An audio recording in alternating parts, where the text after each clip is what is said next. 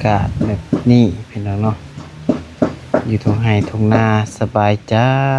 พี่น้องเอ้ยเย็นจ่อยๆลมพัดมาบัดใดตารับเสื้อพี่น้องเนาะ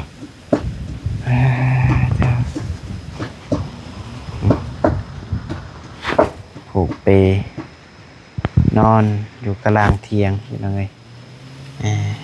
ลมพัดมาบัดใดอยากรับพี่น้องเนาะ เบิ่งทางเจ้เพิ่นก่อนว่าเป็นดำหน้าแล้วบอกเฮ็ดไปสั่งพี่น้องเนาะเป็นตึมๆต่ำๆอยู่เทิงพุ่นน่ะมาขึ้นไปเบิ่งก่อน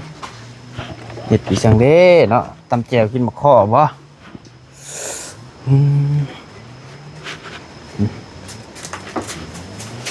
ปึ๊บมาโตเดี๋ยวมาแต่โดนเนาะเฮ็ดไปสั่งเฮ้ยตำมักทั่วโอ้เดี๋ยวตำมักข้อจะข้างก่อนมีอยู่คนเอามาอยู่จะมาให้อยู่ได้ตำยังสันตำมังหุงตำหัวครับมันยอมกินน้ำกันอีกตำไผ่ตำมันถั่วยังไงถั่วอย่างนี้เธอเป็นบ่เออแล้วให้น้องหน่อยพาเลาะเบิ่งสวนก่อนเราบ่ได้เบิ่งบ่ได้เข้ามาเดือนปลายจากเนาะมาก็มีบ่เอากินข้าวกินน้ำก่อนเดี๋ยวจังไปเบิ่งกินกับยังอันนี้มีตำมักถั่วนี้ปิ้งยังบ่ได้มีมาพากันซื้อคงอยู่คงกินไว้บ่เบิดแล้วซื้อปลาทูมาตักอันนั้นมันเบิดแล้วเบิดแล้วทำไมจะกินซ้ำนี่แหละมีสมัยกินสมัยดีละประหยัดทางเมย์ยังบ่ขึ้นมาอยู่เนาะเป็นยังไงยังโลกาอยู่เอากินข้าวก่อนกินแล้วจังให้เพิ่นพาไปเลาะสวนหน่อยเดี๋ยวไปหาแม่เจ้าก่อนแม่เรียกเราบ่กินบ่ซะ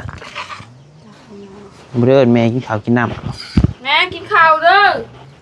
ไปหาเพิ่นก่อนจ้ะตึ๊บไม่ได้กินข้าวเด้อเดี๋ยวแม่ทุกมายังบ่อยากตึ๊บ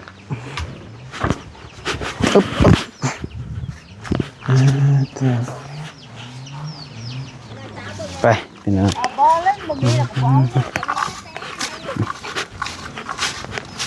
โอ้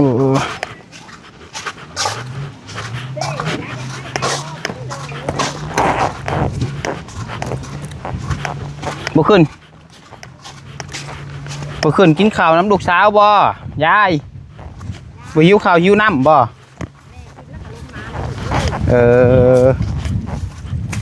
มันบ่มีขอบมันเลยตัวยาวคักกะลิกะเนาะดำกับบ่มีข้อหักโรคสบายอยู่บ่สบายลูกยังจักตากะเจ้ายังบ่ชอบนั่นดิยังบ่ได้จักตาบ่เนี่ยยังแหละลูกโอ้นาก็สิหมดแล้วนะสิแล้วเดี๋ยวยังบ่เบิดกะจักตาแสดงว่าหวานหลายโพดบ่มันออกน้ำได้ลูกแต่มันออกน้ำมันทีนอกเบิ่งแล้วลกก็คือสิสบายอยู่เนาะกวดไปคนจ้างทั้งนี้มัดเท่าไรบ่มัด 2,000บ้านลูกได้สับลูกบ่ฮู้เฮาจักมัดเท่าไรมัด 2,000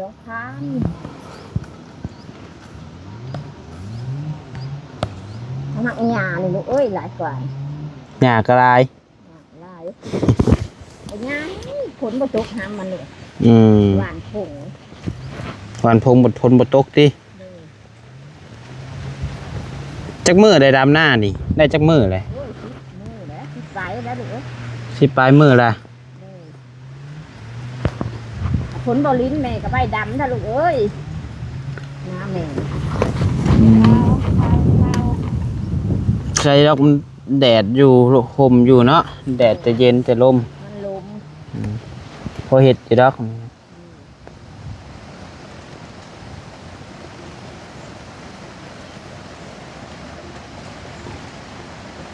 เนี่ยละมื้อนี้ลกก้ามื้ออื่นดำ นั่นแหละแรงกับดำอีกลูกเอ้ย ทั้งลก ไปเด้อ ทั้งลกทั้งดำเลย เลยหนึ่งนั่นเด้อ แม่เต้เลยอืม นี่ก็น้องไทยให้แล้วก็ด อืม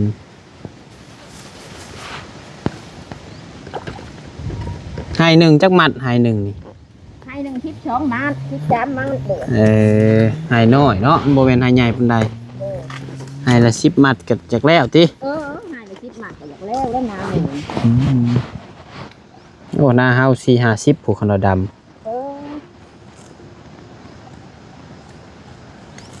หยดหาลูกหากันหยดปีนี้บ่ลูก แม่นหวานเอาก็จักเป็นอะไรได้ยินแต่ว่าพองามอยู่แต่ว่าหญ้าหลายบ่มีคนคั่วบ่มีเวลาไปคั่วทางนี้ก็ได้ แบบเด็กกับน้าแม่ตัวนั้นนี่ลูก มันบ่จักอยากขายเครื่องบ่จักอยากเฮ็ดนั่นเฮ็ดเวียกหาเงินหาค่ำพอเฒ่าก็แล้วอยู่หน้าก็แล้วเฒ่าแห้งเฒ่ากว่าพอน้อย80ปลายเฮ้ย90ปลายบ่เฮ็ดยังบ่ได้แล้วเราก็ได้ บ่ได้ได้สำนั่นแหละลูก หาพอน้อยยังได้แต่เลี้ยงงัวบ่ ได้จะเลี้ยงงูอันนั้น เออ เลี้ยงงูกับแป้งคั้นนั่นแหละ ไข่แหละบ่เป็นลูกย้อมไข่ ลูกชายก็มีแต่ทายให้บ่ นี่จะไข่ไข่ดำหลังมือ มื้อลมณ์ดีก็ดำให้ ดำหวานมันเจ็บเอวนักมันว่าเห็ดน้ำหลุดเมนอยู่ดอกนักเลี้ยงลูก ยิ่งดีที่ว่ามีคนทายให้ติคันบ่มีคนทายให้แต่ผู้แห้งสิบ่ได้เฮ็ดอีกเนาะ โอ้ยได้ก็ได้เห็ดเลยมันจะมีคนไข่ให้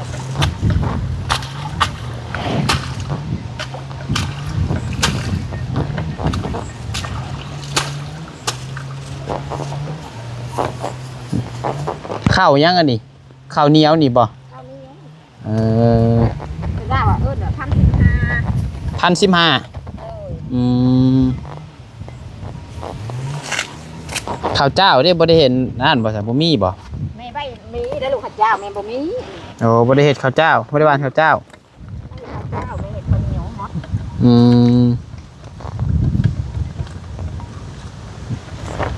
ทางนี้ก็ถือว่าเขียวน้ำแน่เนาะนี่คือสิดำตอนแรกพุ่นแล้วบ่ดำก่อนหมู่มันก็เริ่มเขียวเริ่มนั่นแน่เป็นยังไง ก่อนมู โอ้ยเอาสู้เด้อไปพี่น้องเอ้ยเดี๋ยวไปหาน้องน้อยก่อนทางน้องน้อยเพิ่นเอาเลาะเบิ่งสวนเบิ่งหยังเพิ่นก่อน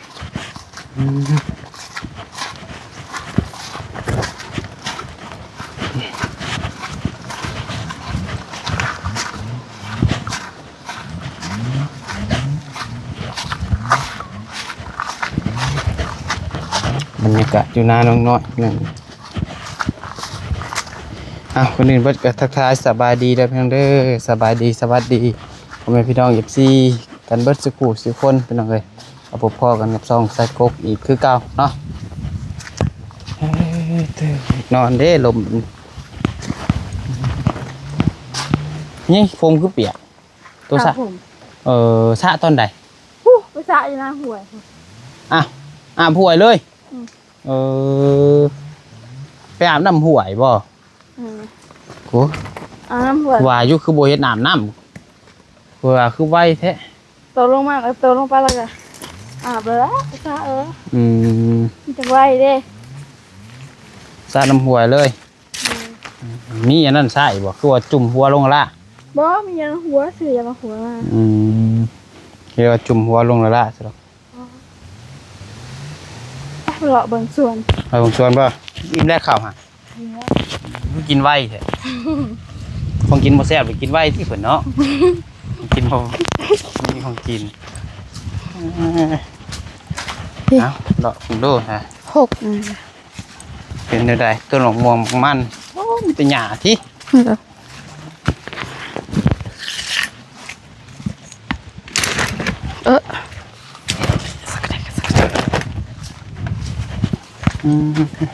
ผู้นาข้าวก็ดำได้สิได้กิน มันเป็นหยังอ่ะ ตาย ตายเบิดบ่ หน้าผู้เฒ่าหาได้ไม่เฒ่าหาได้ แม่นไรมันแดงๆมัน ใช้ต้นกล้วยเป็นจักต้นอันนี้สุบ 2 ต้นตันผู้ ยัง2ต้นนึง โดย เขาปลูกคือว่าปักรายนี่ แม่น สุดท้ายยัง2ต้น ก็พูดหลายเฮาปลูกนี่ผักบัวพานี่ แม่นสบบุรพา อืม อืม หอมเลย 2 ต้น ต้น3ต้นที่ ต้นมะฮงก็เป็น3ต้น เออ เออ มีจ้างหน่อยปลูกตะกี้อะไรเป็นยังไงต้นละ100 โดย มะม่วงก็ยังก็ต้นเดียวเนาะ โดย ซื้อก็แพงเติบได้ต้นมะม่วงแสนปลาย200,000พอได้ซื้อกันนะ แม่นเลย นี่คือว่ามะฮุงก็เป็นน้ำอยู่อย่างต้นมะฮุงตายก็ตายน้ำ โดย ไปเบิ่งสวนนั่นก่อนจ้ะสระหัวบริษัทยานวด บ่ มันจะสระอย่างเดียวเลย ยานวดผู้ไปถือนะถือเป็นป่อง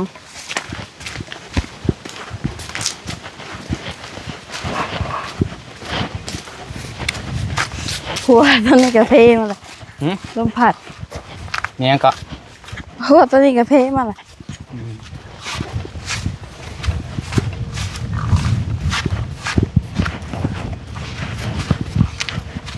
ก็ผ่าดำมันนี่ก็พุ่มอยู่เนาะบริขาดง่ายเลยยังไง บริขาดได้ค่ะแปลงหัวมันอะไรบ่มีแปลง คันหัวเนี่ยนี่ ยังบ่ ใส่ได้เซ่ได้นี่เนาะ ต้นมะฮงตัวนี้ตัวผู้ตัว ต้นตัวนี้คือใหญ่เลยมาเป็นต้นมะฮุงจนถ่วมหัวไปเลยโอ้กำลังเป็นหมากหมักฮงหมักกล้วยก็จนใหญ่เนาะก็เข้ามาอีกเท่าไหนจักว่าได้กินไปจักบันพี่น้องเลย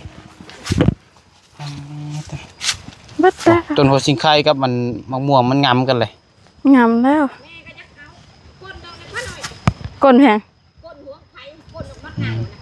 กลเลยสิไปปลูกใช่ป่ะ ลูกอยากได้ก็ให้อ้ายอยากได้ก็ให้อ้าย บ่เอาแล้วเสียเมื่อได้เออ มีแต่งา ของมะเขือเนาะ ตัว ใช่มะถั่วตัวนี่ฮะ เอานั่นนี่เลยกินเลยเลย ปลูกตะกี้ครับบ่ แม่นะกินเลยเลย เออ แต่ก่อนเสียหยาอยู่เสียหยาเล เป็ ย น นะ อยู่เนาะไปกินย่อนดิเด้ ปิดเมื่อเล็กเมื่อหน่อย อืมอีกสวนหนึ่งนั่นถึงงูเขียว แม่เลย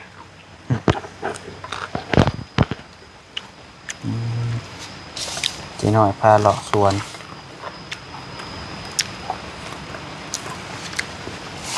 มีหอนมะเขือมังหุงได้เป็นอยู่บ่มังหุงใหญ่เลยบ่ทางน่ะ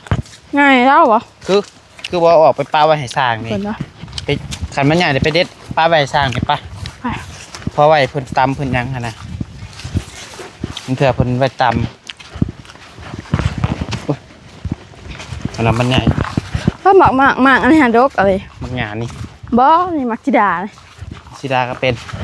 ดกอะไร เปอันหนึ่งบ่ใช่ได้เปชิมได้ อยู่เทิงพูน เพิ่งใช่ เทิงเสียงนี่ดกอะไร แพ้ไปปลูก อ้าว สิดายังน้อยอยู่กินบ่ได้แล้วให้เรื่องมังคุงเพราะว่าให้กลางฟาร์มจะเพิ่นออกมาเลยหรือบ่แต่ว่าได้ยินเบานี้ว่ามาแต่เช้าพุ่นบ่เพราะว่ามาติดตอนเที่ยงพุ่นบ่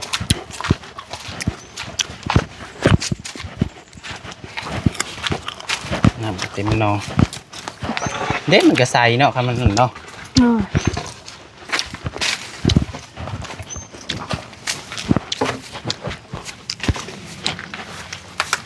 แต่กี้แต่บ่มีน้ำสางได้สะอาบนั่นนี่บ่ โดยอาบอยู่น้องก็พูดกับตัวนี้ก็อาบกัน ตัวนี้ก็มันใส่มันกาบได้อยู่นี่เนาะ โดย มันใส่ก็คือการได้พี่น้องตะกี้ตอนอยู่ไห้หน้ากาบนี่แหละ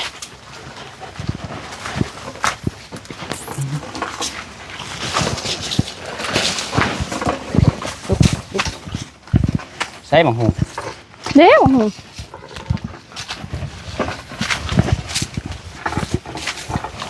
ตัวยังดอกไม้บ่นี่ฮะ แม่นเลย ต้นดอกดาวเฮืองบ่ บ่มันต้นดอกเงินกี่ต้มคุยกับแกงหน่อไม้เลย โอ้ก็เรียกว่าต้นดอกดาวเฮือง เอาแม่โอ้โห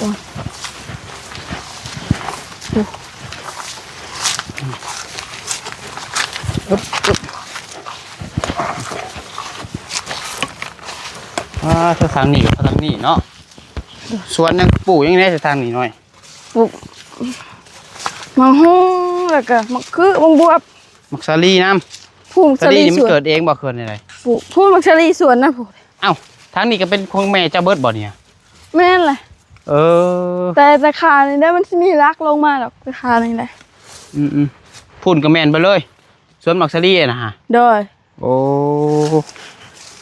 ปลูกหลายอย่างอยู่สันนี่เนาะเราไปไหว้สร้างตำเนี่ยจักหมากหนึ่งมา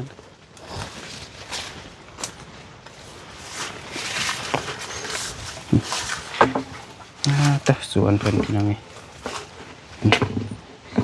ลอตเตอรี่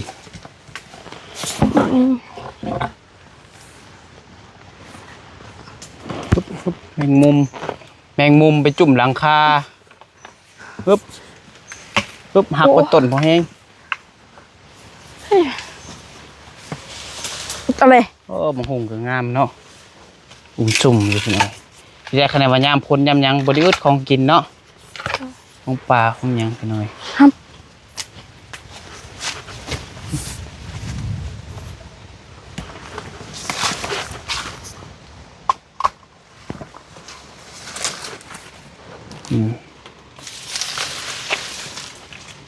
พอแล้วตี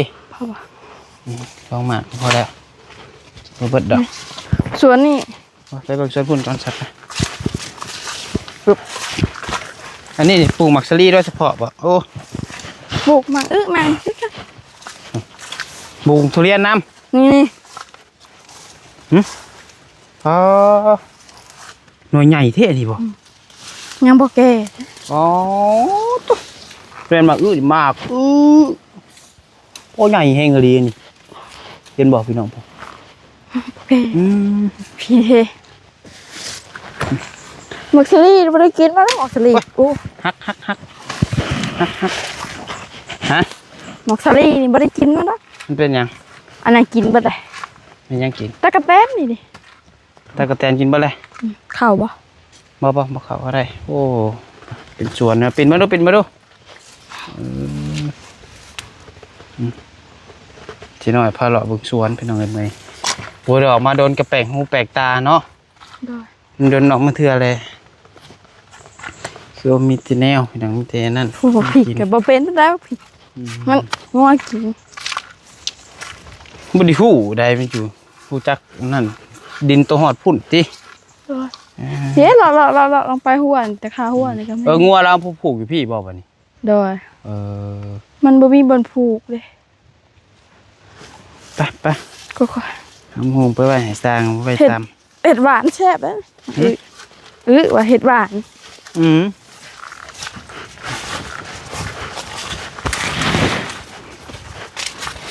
ยังบ่เป็นหมากเลยแตงโอเคซื้องามน่ะกับหมากบวบเลย จังหน่อยนี่ติ มันจะไกลแล้วมากินหมาก แต่เองหมักบวบหมักไปนี่คือไว้เพิ่นแค่เพิ่นอยากตำอยากซิม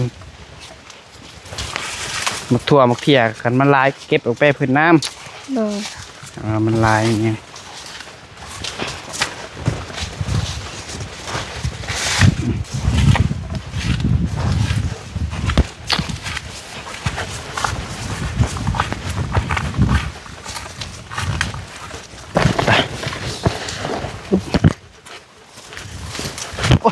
เอ๊ะตกลูกน้องผู้แห้งเนาะโอ้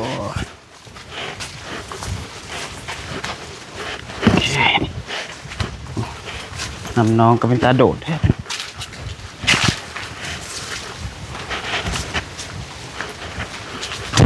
โอ้ย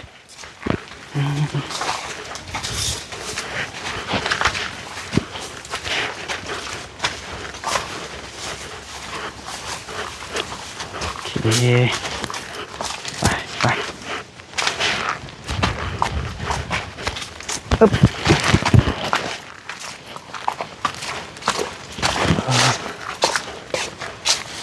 ดเอาบ่อนำกัน โดยมันบก